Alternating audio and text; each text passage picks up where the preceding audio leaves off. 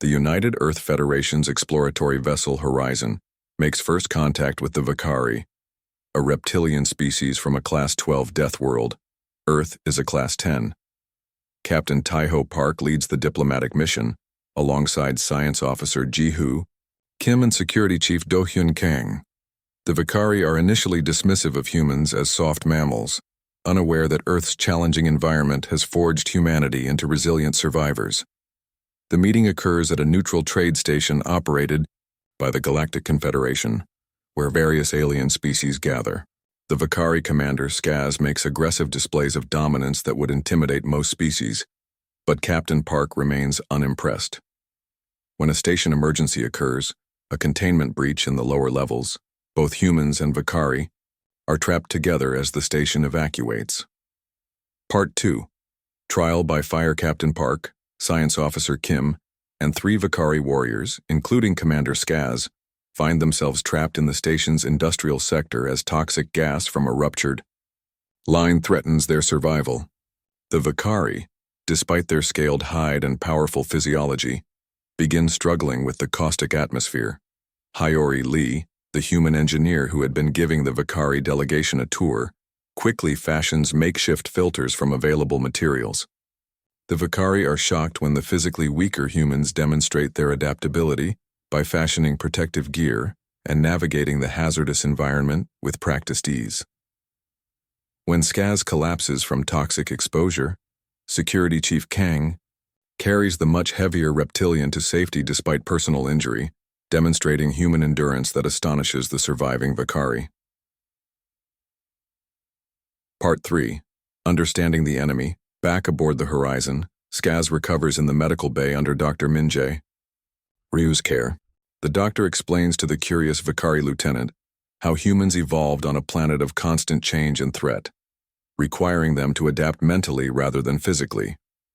Meanwhile, Captain Park and First Officer Yoonji Choi review historical data on the Vakari, learning they come from a world of extreme gravity and predators, which shaped their evolution into powerful warriors. The Vakari gained dominance through physical strength in their sector of space, while humans earned respect through their technological innovations and diplomatic skills. When a distress call comes from a nearby Confederation outpost under attack by space pirates, both ships respond, creating an opportunity for the two species to work together despite their differences. Part 4. Battlefield Alliance. The human and Vakari vessels arrive at the besieged outpost to find the situation dire. The pirates have superior numbers and have already breached the station's defenses. Captain Park proposes a joint operation, the Vakari's brute strength combined with human tactical flexibility. In the assault team, Security Chief Kang pairs with the recovered Skaz. The Vakari warriors dominate in direct combat with their natural armor and strength, while the humans employ creative solutions and technological adaptations to overcome obstacles. When Kang saves Skaz a second time by reprogramming a security door that would have crushed the Vakari, the reptilian warrior begins to see the value in the human approach to survival. The station is saved, but not before the humans demonstrate why Earthborn species are feared throughout the galaxy for their tenacity. When trapped and surrounded, Hyori Lee creates an improvised explosive device that turns the tide of battle, demonstrating the human reputation for turning anything into a weapon when necessary. Part 5. Respect. Earned after the successful defense. Of the outpost, a formal diplomatic function is held between the two species. The Galactic Confederation representatives watch nervously, knowing the historic tension between Deathworld species who typically view each other as competition. Commander. Skaz approaches Captain Park in the center of the gathering. The room falls silent as the massive reptilian towers over the human. In a stunning break from Vakari tradition, Skaz performs the Kratak, a ceremonial bow reserved only for those considered equals or superiors in their warrior culture. The significance isn't lost on anyone present. This is the first time in recorded history that a Vakari has acknowledged another species as worthy of true respect. In his closing speech, Skaz explains that the Vakari have always valued physical strength as the ultimate survival trait, but humans have demonstrated that adaptability, innovation, and cooperation are equally powerful evolutionary advantages. The HFY story concludes with the formation of the Deathworld Alliance, the beginning of a partnership between two species that the rest of the galaxy now fears might be unstoppable if united. As Captain Park and Commander Skaz shake hands, First, the human whispers, "The galaxy isn't ready for what we can accomplish together." The toxic air grew thicker by the minute. The storage area where the humans and Vakari had fallen was filling with greenish mist. The emergency lights flickered, casting strange shadows on the walls. "We need to move," Taiho said, his voice firm. "Yuri, what's below us in the station layout?" Engineer Huri Lee pulled out her small computer pad. The screen glowed in the dim light. "This looks like level 7, Captain. Below us is the industrial sector, cooling systems, waste processing, and fuel storage." "Perfect," Dohyun muttered. "Just what we need when toxic gas is leaking." The Vakari warrior who had been coughing was now breathing better, but his scales had taken on a dull color. Commander Skaz stood nearby, looking unhappy but alert. "The Vakari ship is docked on the lower ring," Skaz said. "If we go down, we might reach it." Minjae shook her head. "The toxic gas is coming from below. Going down would be dangerous." Sub-Commander Viss hissed in pain as she tried to move her injured arm. "We should go up back the way we came." Taiho looked at the ceiling. The hole they had fallen through was at least 15 feet above them. The walls were smooth metal with few handholds. "Going up won't be easy," he said. "And we don't know if the upper levels are safe." Suddenly, Jihu's communication device beeped. He pressed a button, and a scratchy voice came through. "This is Coordinator Zul to any delegates in Sector 7. Please respond if you can hear this message." Jihu quickly answered. "This is Communications Officer Jihu Kim of the Earthship Horizon. Captain Park is with me, along with 4 crew members and 3 Vakari delegates. We fell through the floor when it collapsed. Thank the stars you're alive," Zul responded. "Listen carefully. The main systems are damaged. The toxic leak is from the cooling system. Most evacuation routes are blocked. Your best chance is to head toward emergency exit E12 in the industrial sector. It's 3 levels below you." "But that's deeper into the toxic area," Jihu said.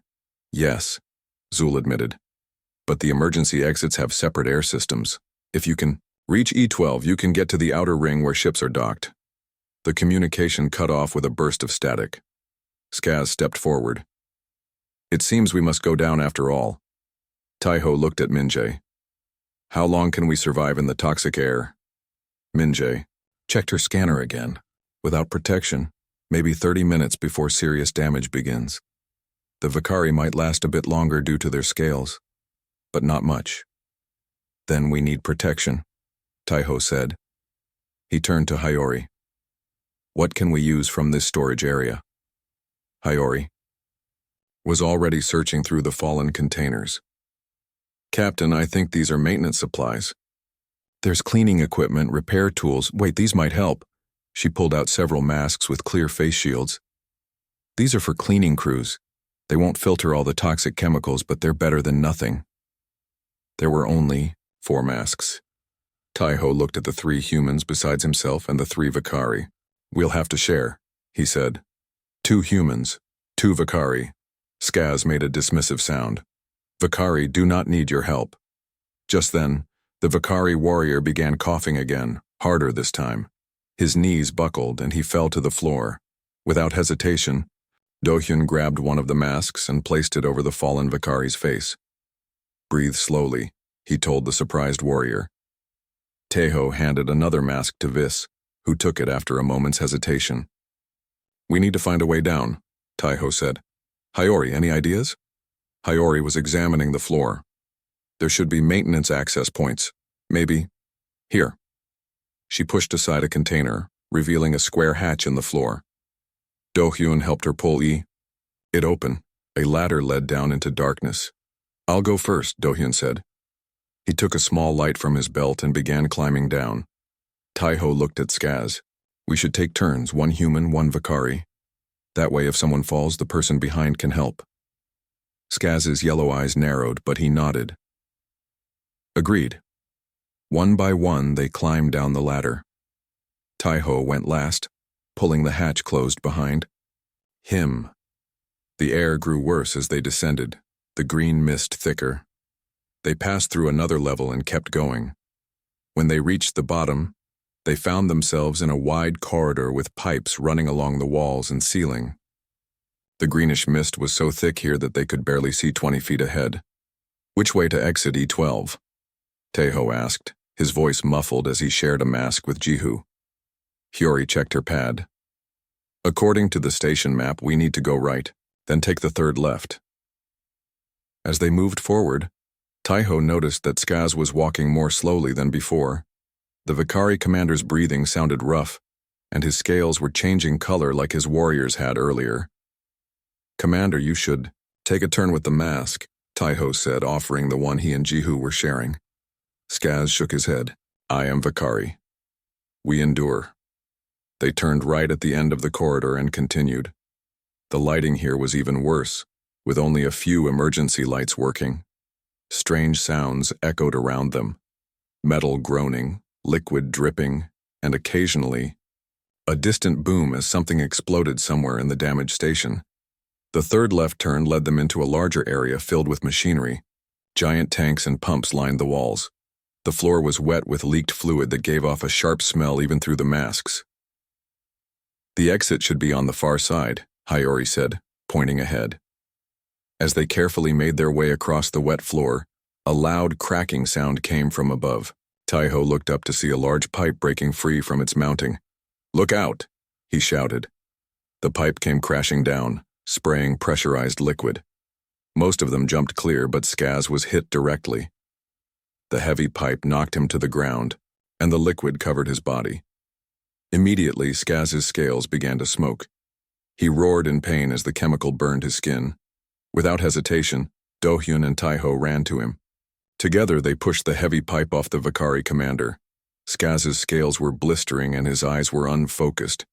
He needs help, Minjae shouted, running over. That chemical is highly corrosive. Sub-Commander Vis and the other Vakari warrior approached, looking shocked. His scales. They're dissolving, Vis said, her voice filled with disbelief.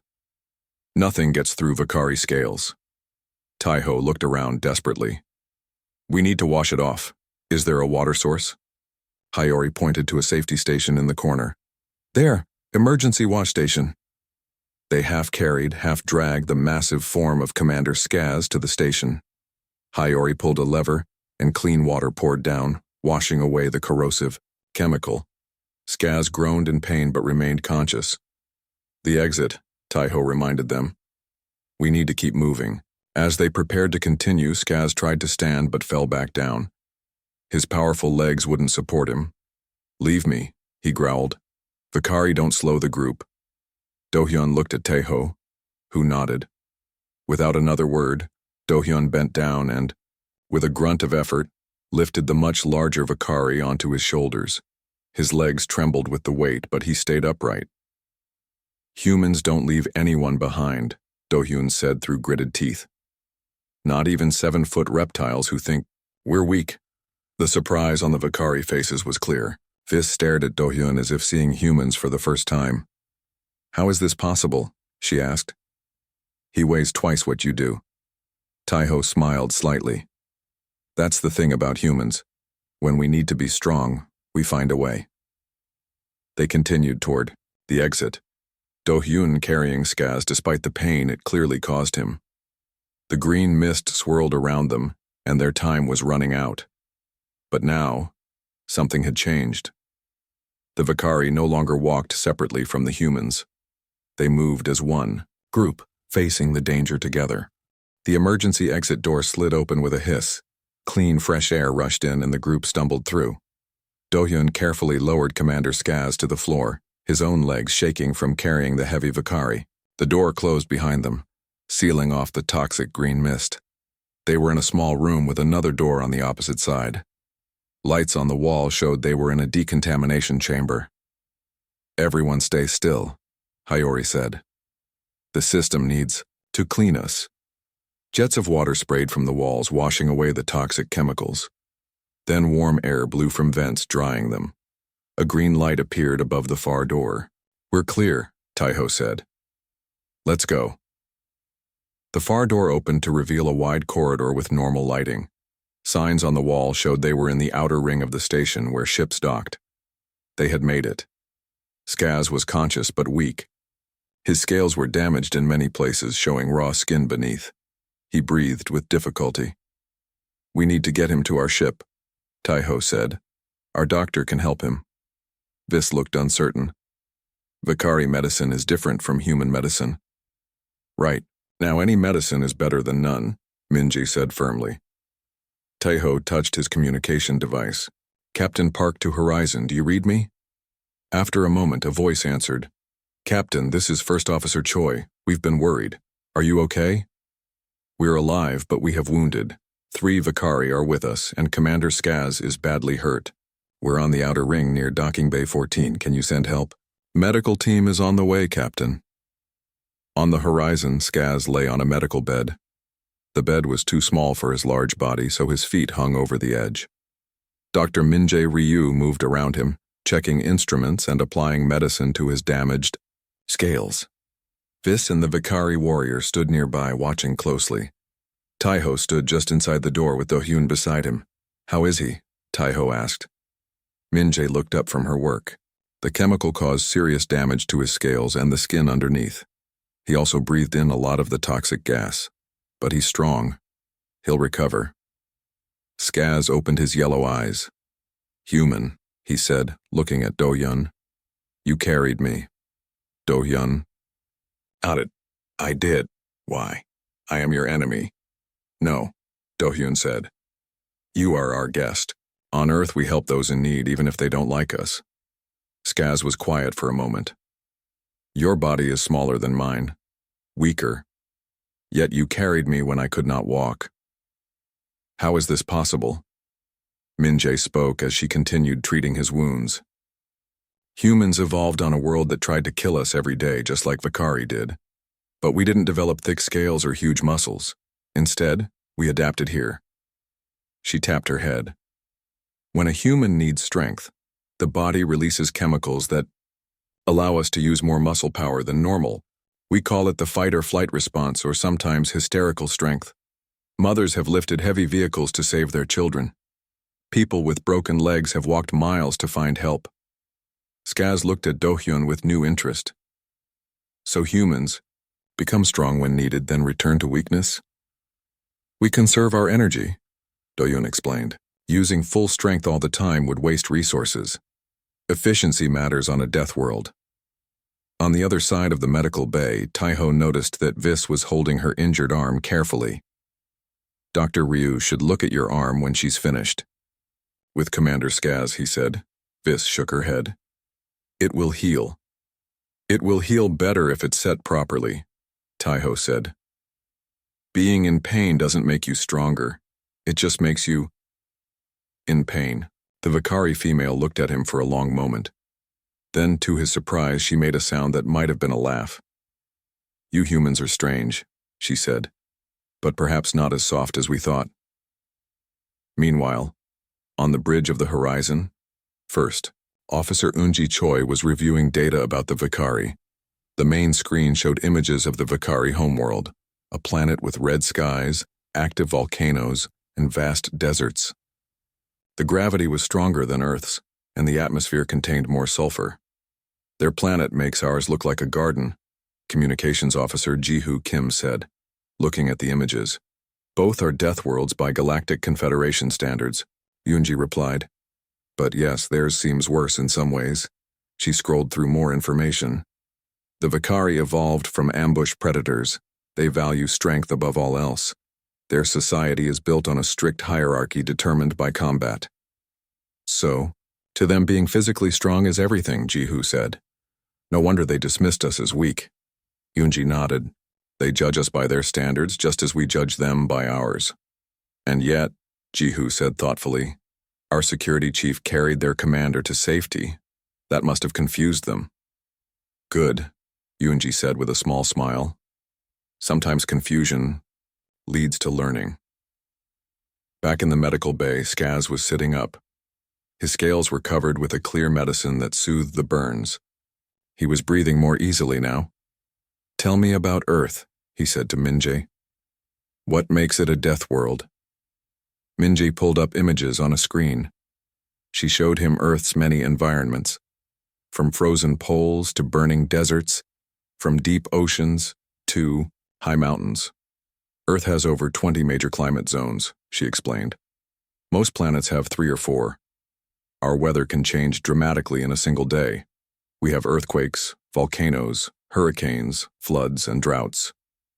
She showed images of Earth's predators, lions, sharks, bears, crocodiles.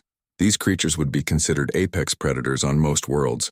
Yet humans learn to survive against them with nothing but our wits and simple tools at first. Skaz studied the images carefully. "And you control all these environments now? All these predators?" "Control? No," Minjay said.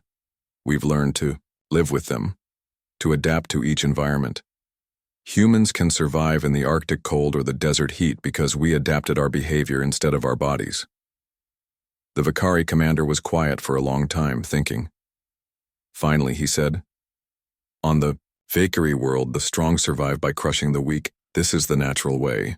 "On Earth," Minjay replied. "Those who work together and adapt quickly are the ones who survive. Different approach, same result." Suddenly, the ship's alarm began to sound. Taiho touched his communication device. "Captain Park to bridge." "What's happening?" Yunji's voice came through. "Captain, we're receiving a distress call from Outpost 47. They're under attack by pirates. The message says the pirates have already breached their defenses." Taiho looked at Skaz. The Vakari commander's yellow eyes were alert now. "Pirates?" Skaz asked. "What kind?" "Unknown," Taiho replied. "But Outpost 47 is a research station with over 200 civilians." Skaz pushed himself off the medical bed, standing to his full height. Some of his scales still looked damaged, but his posture showed no weakness. "The Vakari ship Fang of Destiny will respond to this distress call," he said. "It is our duty, as warriors." Taiho nodded. "The Horizon will respond too. We can get there faster if we work together." For the first time, Skaz looked at Taiho not with dismissal but with consideration. "Perhaps," the Vakari commander said, "we should combine our strengths." Vis stepped forward. "Commander, you are injured. Let me lead our warriors." Skaz shook his head. "I will fight. These pirates will learn what happens when they face 2 Deathworld species at once." Taiho and Skaz looked at each other, human and Vakari, so different, yet both born of worlds that forged them through danger and survival. "Let's show them what we can do together," Taiho said, and for the first time, Commander Skaz showed what might have been a smile. The 2 ships raced through space toward Outpost 47. The human ship Horizon flew next to the larger Vakari vessel Fang of Destiny. Both ships had their weapons ready. On the bridge of the Horizon, Captain Taiho Park studied the tactical display. It showed 4 pirate ships surrounding the small research outpost. The pirates were already inside the station. "How long until we arrive?" Taiho asked. 20 minutes, Captain," Yunji replied. Taiho nodded. "Open a channel to Commander Skaz." The main screen lit up, showing Skaz on the bridge of his ship. The Vakari commander looked stronger now, though some of his scales still showed damage. "Commander, we should make a plan," Taiho said. "Our scans show 4 pirate ships and at least 30 pirates inside the station." Skaz nodded. "The pirate ships are old Creel fighters, fast but not very strong. 2 have moved away from the station to try to block us." "We'll each take one," Taiho suggested. "Then dock at the station together." "Agreed," Skaz said. "But inside the station we have different strengths. Vakari warriors excel in direct combat. And humans are good at adapting and finding creative solutions," Taiho added. "I suggest mixed teams, Vakari and human together." Skaz was quiet for a moment. Then he said, "Your security chief, Do-Yun. He is a warrior worthy of respect. He will join my team." Taiho smiled slightly. "I'll tell him. And I'd like your sub-commander, Vis, to join my team." "It will be done," Skaz said. Let us show these pirates what happens when they face Deathworld species. The pirate ships were no match for the human and Vicari vessels. The Horizon disabled one with precise shots to its engines. The Fang of Destiny simply rammed the other, tearing through its hull with reinforced armor. Both ships docked at the outpost, one on each side. 4 teams entered the station, 2 mixed human Vicari teams and 2 teams of their own species. Do-hyun found himself walking alongside Commander Skaz and 2 other Vicari warriors. They moved through the dark corridors of the damaged station, following the sounds of fighting ahead. "Stay behind me," Skaz said to Do-hyun. "Your body is not as tough as ours." Do-hyun checked his weapon. "With respect, Commander, I'll fight my own way." They turned a corner and came face to face with 5 pirates. The pirates were tall, thin aliens with 4 arms, each holding a different weapon. They fired immediately. The Vicari charged forward, their tough scales deflecting many of the shots. They crashed into the pirates like living tanks, throwing them against walls and crushing weapons with their bare hands. Do-hyun didn't charge. Instead, he took careful aim and fired at pirates trying to flank the Vicari. When one pirate tried to escape, Do-hyun chased him down, moving quickly through the corridors. He didn't need brute strength to be effective. On the other side of the station, Taiho led a team with Sub-Commander Vis and Engineer Hyori. They were trying to reach the central control room. "The pirates have locked down this section," Hyori said, examining a sealed door. "We can't get through normally." Vis stepped forward. "Stand back. I will break it down." "Wait," Taiho said. "Breaking it might trigger alarms." "Hyori, can you hack the system?" Hyori was already connecting her pad to the door controls. "Give me 2 minutes." Vis watched with interest as Hyori's fingers moved quickly across the screen. Lines of code flashed by. "This is your way of fighting?" Vis asked. "With these small devices?" "This is one way," Taiho replied. "We use whatever tools work best for the situation." The door slid open silently. Hyori grinned. "No alarms." They moved through, finding themselves in a maintenance tunnel that ran above the main corridors.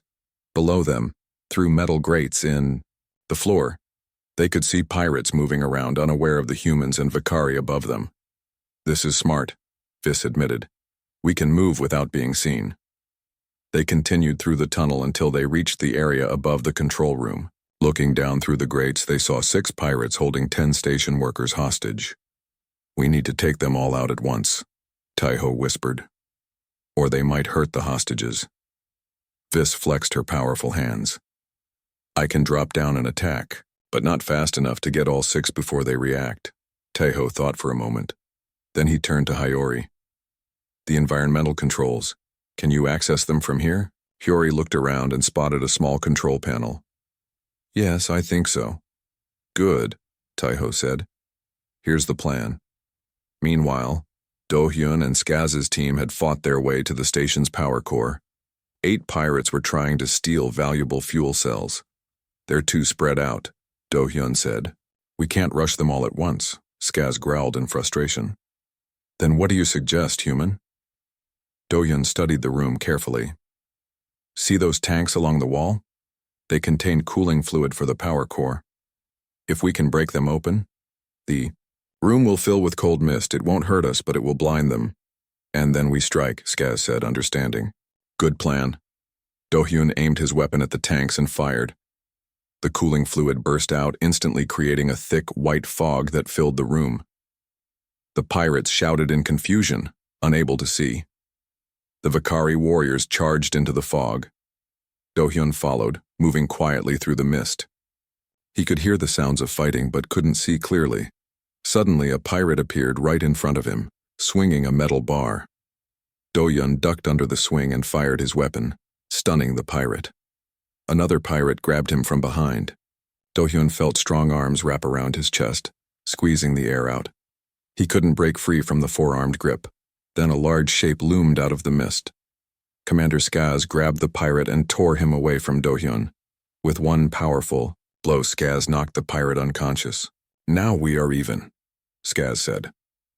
In the control room, the pirates were growing nervous. Their leaders weren't answering communications, and they had heard fighting throughout the station.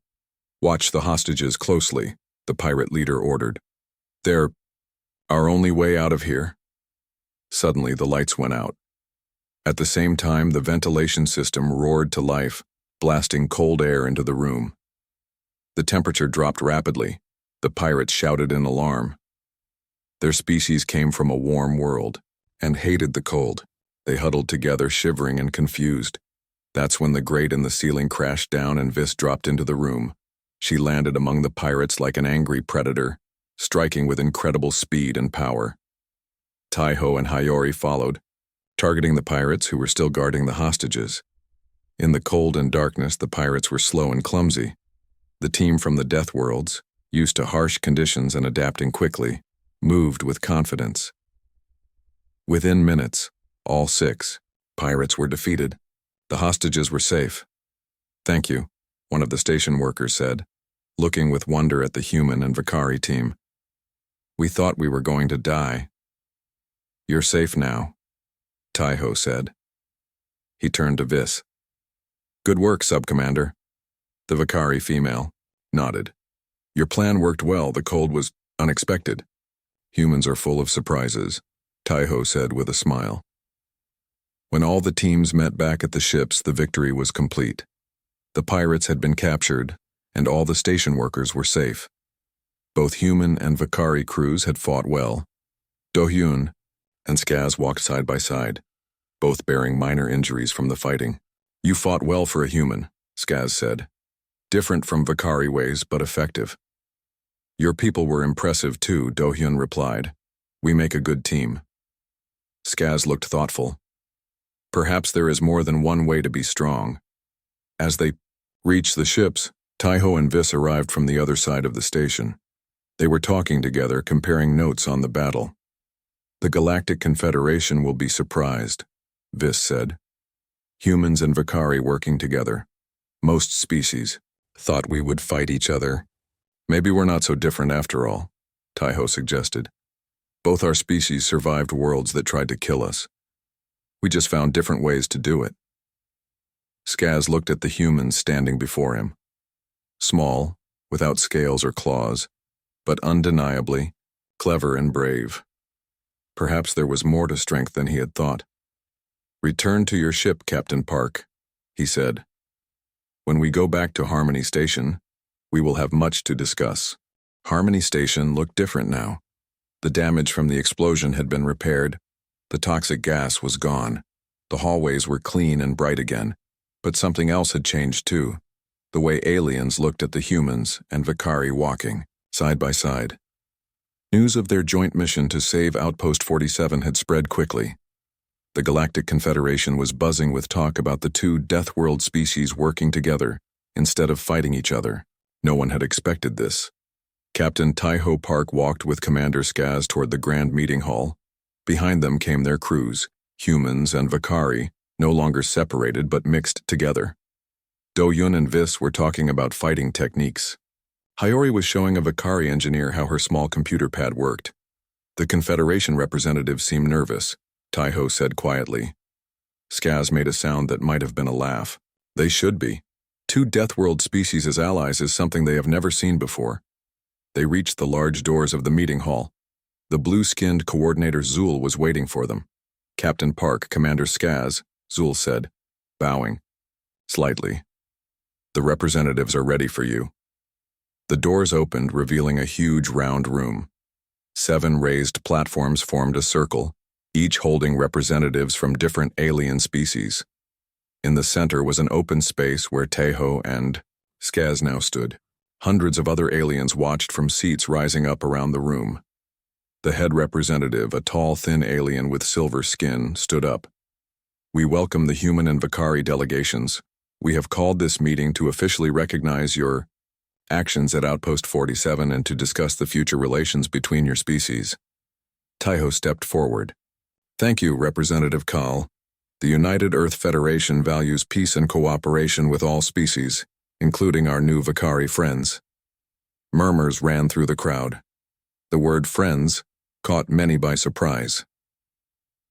Representative Kahl looked uncertain. "Yes, well, this is unexpected. Our records show that Deathworld species typically view each other as threats or competition. Your worlds have shaped you into formidable beings. What Kal meant but didn't say directly was that the Confederation had hoped humans and Vakari would keep each other busy, maybe even fight, leaving the other species in peace. Life on harsh worlds taught us different lessons, Taiho said. Humans learned to adapt and work together. Vakari learned to be strong and face challenges directly. Both approaches work. Skaz stepped forward to stand beside Taiho. The Vakari Dominion has always valued strength. We have seen that humans have strength too, different from ours but real. The representatives looked at each other nervously. This was not going as they had expected. Representative Kal spoke again. We are pleased that there is no conflict between your species. However, some members of the Confederation have expressed concern about the possibility of a formal alliance between humans and Vakari. Are they afraid of us? Skaz asked bluntly. Kal's silver skin seemed to shimmer with discomfort. Concerned would be a better word. Two Deathworld species working together creates a significant power in the galaxy. Taiho looked around the room, meeting the eyes of various aliens. The United Earth Federation has always sought peaceful relations with all species. Our alliance with the Vakari doesn't change that. Alliance? Another representative asked, sounding alarmed. Has a formal alliance been declared? Before Taiho could answer, Skaz did something unexpected. He turned to face Taiho directly. The room fell silent as the towering Vakari commander looked down at the human captain. Captain Park, Skaz said, his voice carrying through the quiet room. The Vakari judge others by their actions, not their words. You and your crew have shown courage, intelligence, and honor. Then, to the shock of everyone watching, Commander Skaz bent his upper body forward in a deep bow toward Taiho. Gasps echoed around the room. Many aliens stood up to see better. Even Taiho looked surprised. Vis stepped forward and whispered to Taiho. This is the Kratak, our most formal bow. It is given only to those considered true equals or superiors. No Vakari has ever performed it for any other species. Skaz straightened up. His yellow eyes were intense but clear. The Vakari Dominion officially recognizes the United Earth Federation as equals. We offer a formal alliance between our peoples. The room erupted in voices. Some aliens looked afraid, others curious. The representatives were talking urgently among themselves. Taiho looked at Skaz, understanding the importance of this moment. Then he did something equally surprising. He stepped forward and offered his hand to Skaz, in the human way of sealing agreements. The United Earth Federation accepts the alliance with the Vakari Dominion, Taiho said clearly. Skaz looked at the offered hand for a moment. Then carefully he took Taiho's hand in his much larger one. They shook hands as the room watched in amazement. Representative Kal finally managed to restore order. This is unprecedented. But the Galactic Confederation recognizes the right of all member species to form their own alliances. Skaz turned to address the entire room. For generations, the Vakari have believed that physical strength was the greatest power in the universe. Meeting humans has taught us that strength comes in many forms. Humans may lack our natural armor and power, but their minds and hearts are strong in ways we are only beginning to understand. Taiho nodded. And humans have learned from the Vakari, too. Sometimes direct action is better than endless planning.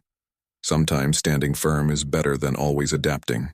Together, Skaz continued, our peoples represent the best of what Deathworld species can become. We have named this the Deathworld Alliance, and we invite any who wish to join us in peace. As the meeting continued, Do-hyun stood at the back of the room with Vis. They watched their captains speaking to the representatives. Do you think they're really afraid of us? Do-hyun asked quietly. Vis made a small hissing sound. Yes. And perhaps they should be. Not because we wish them harm, but because they don't understand us. They've never had to fight to survive every day, Do-hyun said. never had to become stronger just to see another sunrise. Exactly, Vis agreed. That is what makes Deathworld, species different. We know the value of life because we have to fight for it. Later, as the humans and Vakari prepared to return to their ships, Taiho and Skaz stood alone in a quiet corridor. What happens now? Taiho asked. Now, Skaz said, we show the galaxy what two Deathworld species can accomplish together. Taiho smiled. I think they're not ready for that. Good, Skaz replied with a toothy grin. I like surprises. As they walked away, other aliens moved aside to let them pass. Where once they had seen two very different species, one with scales and physical power, one smaller but clever, now they saw something new and perhaps a little frightening. Two Deathworld species walking together as equals, each making the other stronger. The galaxy would never be the same.